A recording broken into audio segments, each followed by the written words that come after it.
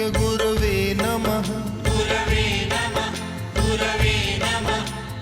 ओम श्री महाप्रज्ञ गुरवे नमः। गुरवे नमः, गुरवे नमः। ओम श्री महाप्रज्ञ गुरवे नमः। गुरवे नमः, ओम श्री महाप्रज्ञ गुरवे नमः। गुरवे नमः। ओम श्री महाप्रज्ञ गुरवे नमः। गुरवे नमः। हम कोई बात करें तो परिपार्श्व को देखें, परिदृश्य को देखें और फिर अपनी बात शुरू करें। आज का परिदृश्य यह है कि समाज में, हर राष्ट्र में कलह बहुत है, झगड़े बहुत है, धोखाधड़ी बहुत है, अन्याय बहुत है, अतिक्रमण बहुत है और अत्याचार भी बहुत है और भ्रष्टाचार भी बहुत है। ये सारे हैं। अब क्यों है, हमें कारण खोजना चाहिए। हमें किसी भी समस्या की जड़ तक जाना चाहिए कि क्यों है आखिर। इसका उत्तर होगा कि समाज में अहिंसा की चेतना जागृत नहीं। तो क्या अहिंसा की चेतना जाग गई, उससे समाधान हो जाएगा? कोई किसी को नहीं मारेगा, इतने से समाधान हो जाएगा? अगर अहिंसा को इतने संकुचित अर्थ में समझते हैं तो समाधान नहीं होगा।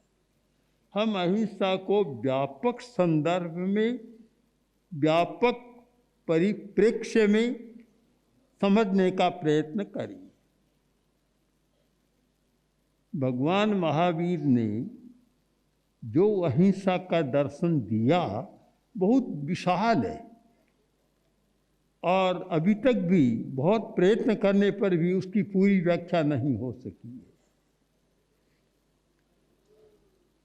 अहिंसा से इन समस्याओं का समाधान कैसे होता है, उसका एक सूत्र मैं आज आपके सामने रख रहा हूँ और वह सूत्र है वृत्तिच्छेद। केवल मारना हिंसा नहीं है, वृत्ति का छेद करना भी हिंसा है और वह समस्या बहुत पैदा करता है। वृत्तिच्छेद 12 व्रत की आचार संहिता और अतिचारों को जानने वाला जानता है कि एक अतिचार है वृत्तिच्छेद, वृत्ति का छेद करना। सामान्य लोग समझते हैं उदाहरण की भाषा में कि पशु से काम लेते हैं, गाय है दूध दोहते हैं पर चारा पानी पूरा नहीं करते, न चारा पूरा डालते न पानी पूरा पिलाते। यह है वृत्तिच्छेद, काम लेना और उसकी आजीविका को पूरा न करना वृत्तिच्छेद। एक बहुत आज के संदर्भ में और आज की सारी समाजवादी साम्यवादी व्यवस्था के संदर्भ में या आतंकवादी, नक्सल, उग्रवादी, इनकी समस्या को सुलझाने का एक सुंदर फॉर्मूला है कि वृत्तिच्छेद मत करो। भिक्षु स्वामी ने एक उदाहरण में इस बात को प्रस्तुत किया था संदर्भ दूसरा, पर वृत्तिच्छेद में भी हो सकता है। स्वार्थ, वृत्तिच्छेद स्वार्थवश करता है आदमी। 4 व्यक्ति थे और चारों को किसी ने दान में गाय दी, गाय मिल गई। अब बारी बांध ली, कभी एक एक दिन गाय को दोहेंगे, बराबर काम चलेगा सबका। तो पहले दिन जिसके पास गाय आई, दूध दोहा, खाने को नहीं डाला। सोचा एक दिन में क्या फर्क पड़ता है, आदमी उपवास करता है, एक दिन नहीं खाएगी तो क्या बात है, चारा नहीं डाला, दूध दोह लिया, कल जिसके पास जाएगी वह खिला देगा, चारा डालेगा, कोई फर्क नहीं पड़ेगा। दूसरा दिन दूसरे के पास गाय गई तो सहु सयाने एक मत। पता नहीं अच्छी बात में तो एक मत होते हैं या नहीं, परंतु बुरी बात में तो सब सयाने बन जाते हैं और एक मत हो जाती, सब एक मत हो गई। दूसरे ने भी यही सोचा और दूध तो दूह लिया और चारा नहीं डाला, खाने को नहीं दिया, पानी भी नहीं पिलाया। तीसरे ने भी वैसा किया, चौथे ने भी वैसा किया, दूध दोहते गए और खाना बंद कर दिया। 1-2 सप्ताह में गाय की स्थिति बिगड़ गई और इतनी बिगड़ी कि कमजोर नहीं हुई, गाय मर गई। यह है वृत्तिच्छेद।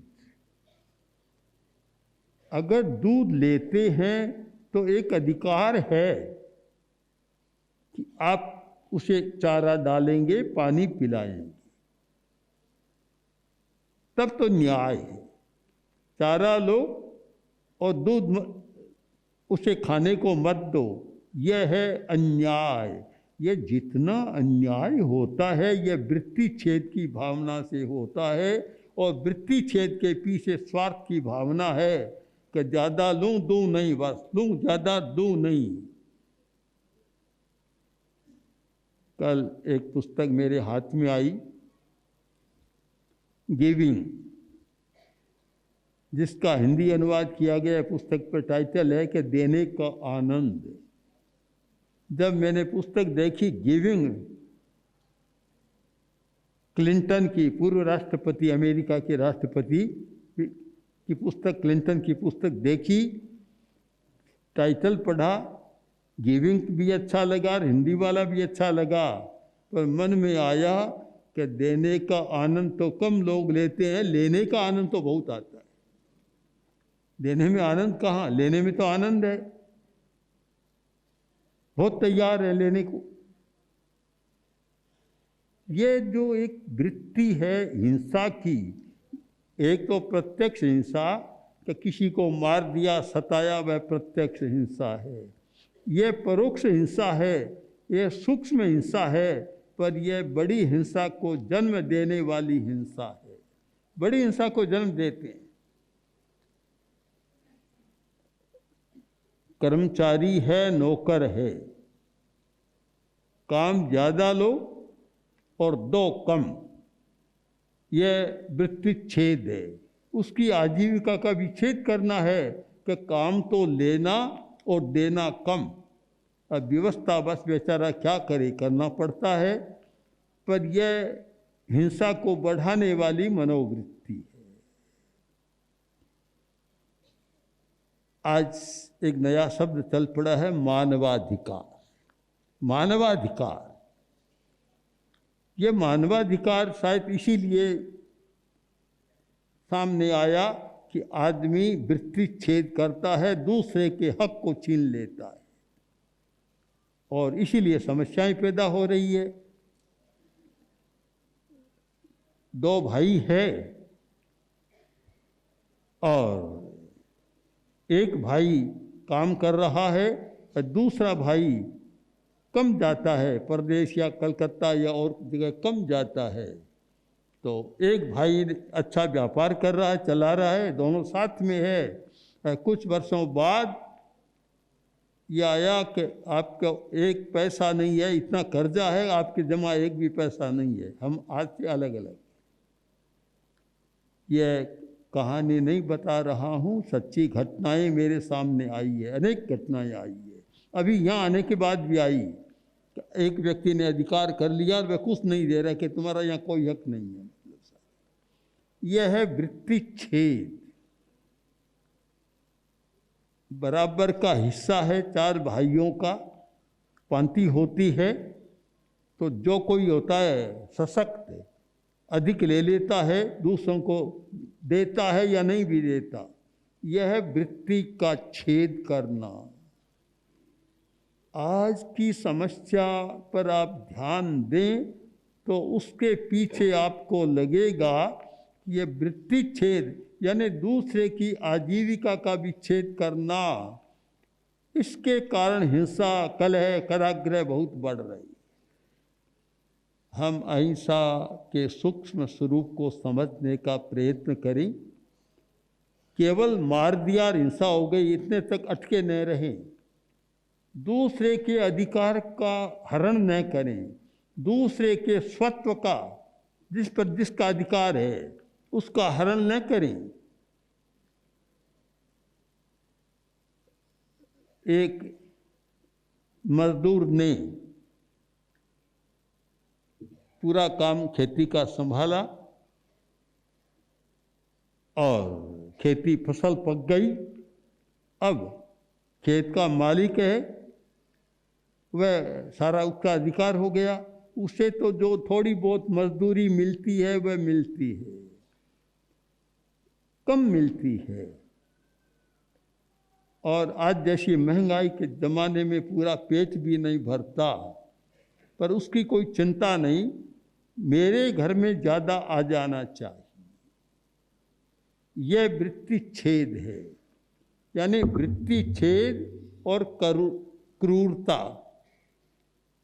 वृत्ति छेद का विच्छेद करना, उसे छोड़ना, इसका फलित है करुणा। जिस व्यक्ति में क्रूरता होती है वह वृत्ति का विच्छेद करता है, दूसरों के हक को छोड़ देता है। और जिसमें करुणा है वह दूसरे के हक को नहीं छोड़ता। भला आदमी दिन भर तो श्रम करे, एक आदमी के पास बुद्धि है और बुद्धि के कारण वह कुछ भी नहीं करता, केवल ऑफिस में बैठा रहता है। और मजदूर दिन भर काम करते हैं या और भी काम करने वाले काम करते हैं। अब शाम को हिसाब करें तो जो बुद्धिमान आदमी है, मालिक है, उसको मिल जाएगा 1 लाख, तो दूसरे को मिलेगा 2 पैसा, 4 रुपया, 10 रुपया, 20 रुपया। यह है वृत्ति का विच्छेद। एक प्रकार से बहुत सूक्ष्मता से हम अहिंसा पर विचार करें कि हिंसा क्यों बढ़ रही है, आतंकवाद क्यों बढ़ रहा है, ये उग्रवाद क्यों बढ़ रहा है।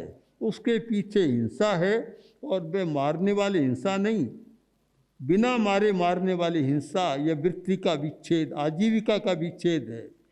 अगर पूरी आजीविका मिले तो शायद इतनी हिंसा नहीं बढ़ती। जब पेट भरने को मिले तो आदमी उतनी हिंसा में जाना नहीं चाहता। भूखा क्या नहीं करता। संस्कृत का बहुत सुंदर सूक्त है, बुभुक्षित त्यंग न करोति पापम। भूखा आदमी कौन सा पाप नहीं करता? बड़ा पाप करता है भूखा आदमी, सारे पाप करता है। तो इस सच्चाई को जानबूझकर अनदेखा किया जा रहा है, अनजाना किया जा रहा है। और यह सत्य को झुठलाने का परिणाम है कि आज यह सामाजिक समस्याएं, पारिवारिक समस्याएं और राष्ट्रीय और अंतर्राष्ट्रीय समस्याएं सारी बढ़ रही। एक करुणा जाग जाए तो आदमी दूसरे की वृत्ति का विच्छेद नहीं करता। भाई इस पर इसका अधिकार है, अधिकार है, मुझे लेने का कोई अधिकार नहीं है। करुणा बहुत पुरानी एक कहानी है कि खेत की जमीन बेची। एक व्यक्ति ने किसान को खेत दे दिया, बेच दिया। किसान ने खेती शुरू की, जमीन को खोदा तो उसमें से एक चरु निकला। पुराने ज़माने में बहुत सारे लोग अपनी मोहरों को, स्वर्ण की मोहरों को, मुद्राओं को एक चरु माने बर्तन में, पीतल के बर्तन में डालकर बंद कर और जमीन में डाल देते थे। छिपा हुआ धन, वह गुप्त धन काम आता था। तो चरु निकला जब कोई भूल जाते हैं या मर जाते हैं तो वह पड़ा रहता है। उसने देखा तो खोला ऊपर से ढक्कन, तो भीतर तो चमचमाहट हो रही है, चमचम चमक रहा है सोना। उसका मन लगता है कि अहिंसा करुणा की भावना से, न्याय की भावना से परिप्लुत था।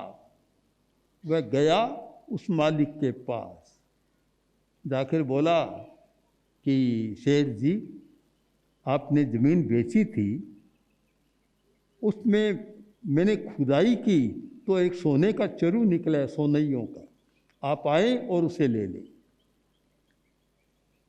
तो वह बोला, कभी मैं आकर क्या करूँगा, मैंने तो बेच दी, उस पर अब तुम्हारा अधिकार है, मेरा कोई अधिकार नहीं है। यह है मानवाधिकार की भावना या वृत्ति विच्छेद से बचने की भावना। उसने कहा मेरा कोई अधिकार नहीं है, मैंने तो बेच दी, अब उसमें कोई भी निकले तो तुम्हारा है। किसान बोला कि नहीं, मेरा नहीं है, मैंने ज़मीन खरीदी आपसे, वह भीतर में निकले उस पर मेरा अधिकार नहीं है। अब आपस में एक विवाद हो गया। आज तो ऐसा नहीं हो सकता।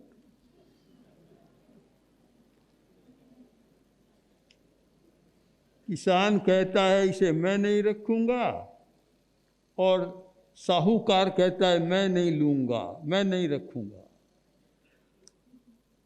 तो क्या करें कि चलो राजा के पास न्याय करा ले।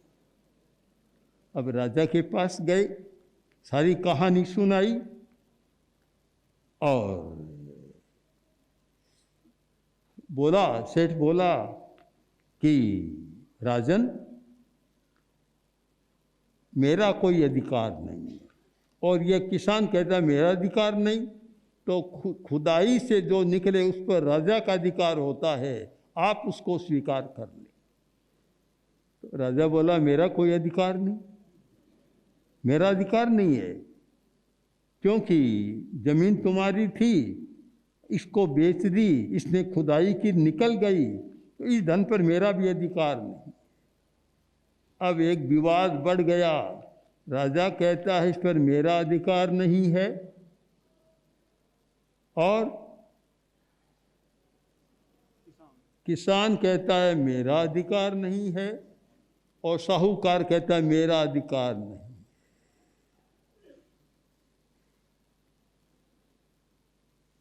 अब दूसरे पक्ष को देखिए,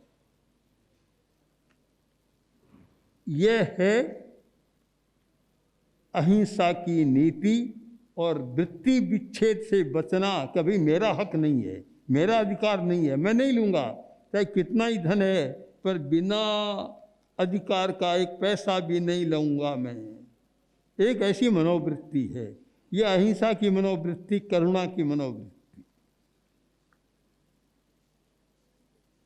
उसके बाद समय बदला, और समय बदलने के बाद आर्थिक लोलुपता जागी, और कोई ऐसी ही घटना घटी, ऐसी घटना कि कोई चोरू निकला,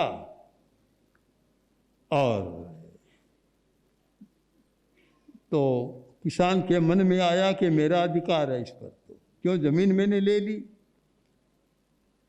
सेठ को पता लग गया कि कोई चोरू निकला है, तो उसने कहा तुम्हारा क्या है, मेरा अधिकार है। तो फिर बात आगे बढ़ी, तो लोगों ने कहा कि दोनों का नहीं, खुदाई में जो खनन होता है, निकलता है, उस पर राजा का अधिकार होता है। बात राजा के पास पहुंची, तो कहा कि मेरा राजा का अधिकार है, तुम कैसे लोगे। अब तीनों और अधिकार की लड़ाई शुरू हो गई। एक पहली घटना में है अधिकार का विसर्जन, और दूसरी घटना में है अधिकार की खींचातानी। तो फिर राजा ने कहा मेरा अधिकार है, अभी तो उसे भूमि में रहने दो, कल सुबह मैं उस पर अपना अधिकार कर लूँगा। अब किसान के मन में भावना है कि मैं कैसे इसको बचाऊं, साहूकार के मन में है कि मैं कैसे इस धन को बचाऊं, और राजा के मन में है कि मैं कैसे जल्दी से अपने भंडार में लाकर रखूं। सुबह होना है, सुबह का सूर्योदय हुआ, किसान भी तैयार, साहूकार भी तैयार और राजा भी तैयार। खुदाई की देखा तो चरु तो निकला, अब भीतर सोने की जगह कोयला ही कोयला।